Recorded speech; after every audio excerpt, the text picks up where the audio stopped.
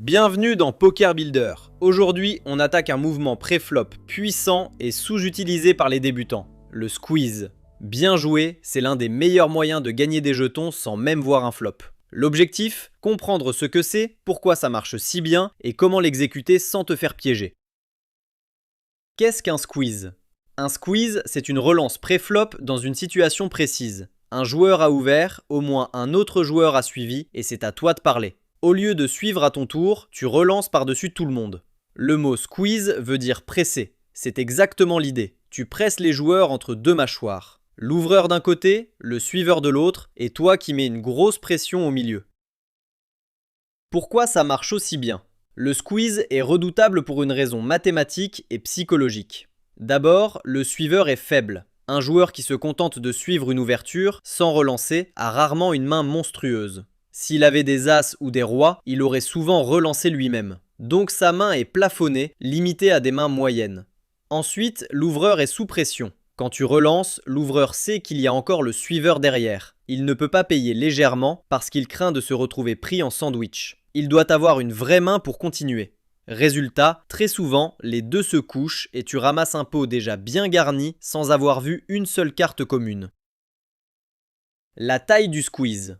Un squeeze doit être plus gros qu'une relance classique pour deux raisons. Il y a déjà plus d'argent dans le pot et tu veux vraiment décourager les suiveurs. Règle simple et sans calcul compliqué. Vise une relance nettement plus grosse que l'ouverture initiale et ajoute encore un peu pour chaque joueur qui a suivi. Plus il y a de monde dans le coup, plus ton squeeze doit être imposant. Un squeeze trop petit invite les autres à payer et là tu perds tout l'intérêt du mouvement.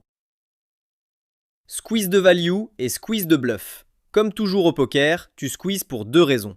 Le squeeze de value. Tu as une grosse main, as-roi, une belle paire et tu veux gonfler le pot tout en isolant un adversaire plus faible. Le squeeze de bluff. Tu n'as pas forcément une grosse main, mais la situation est parfaite. Un ouvreur large, un suiveur faible et une bonne image. Tu attaques pour prendre le pot immédiatement. Le meilleur squeeze de bluff se fait avec des mains qui ont un petit potentiel, comme deux cartes assorties, pour avoir un plan B si on te paye. Évitez de squeezer en bluff avec les pires mains de ton range. Quand ne pas squeezer ? Le squeeze n'est pas magique. Évite-le dans deux situations. Contre des joueurs qui ne se couchent jamais, si le suiveur est un calling station qui paye tout, ton bluff n'a aucune valeur. Il va suivre quand même.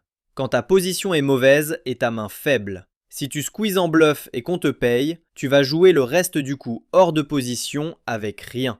Choisis tes moments. Bon profil en face, situation propre. Exemple concret.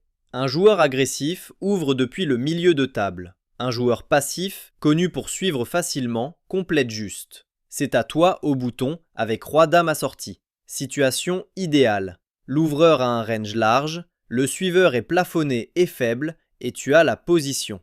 Tu relances gros, un vrai squeeze. L'ouvreur coincé se couche. Le suiveur avec sa main moyenne abandonne aussi. Tu ramasses le pot sans flop avec une main qui n'était même pas premium.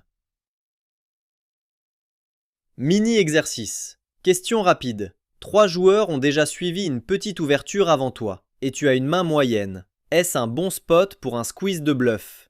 Prends 2 secondes.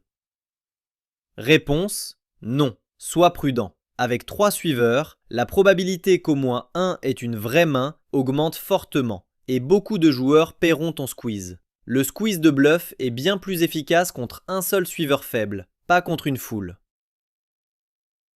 Conclusion. Le squeeze, c'est relancer par-dessus un ouvreur et un suiveur pour les presser tous les deux. Ça marche parce que le suiveur est faible et l'ouvreur sous pression. Fais-le plus gros qu'une relance normale, choisis des bons profils en face et alterne value et bluff. Bien dosé, c'est de l'argent gratuit. Pour t'entraîner et progresser avec des contenus clairs et structurés, rends-toi sur poker-builder.com, la plateforme tout en un pour joueurs de poker. On se retrouve au prochain épisode de Poker Builder.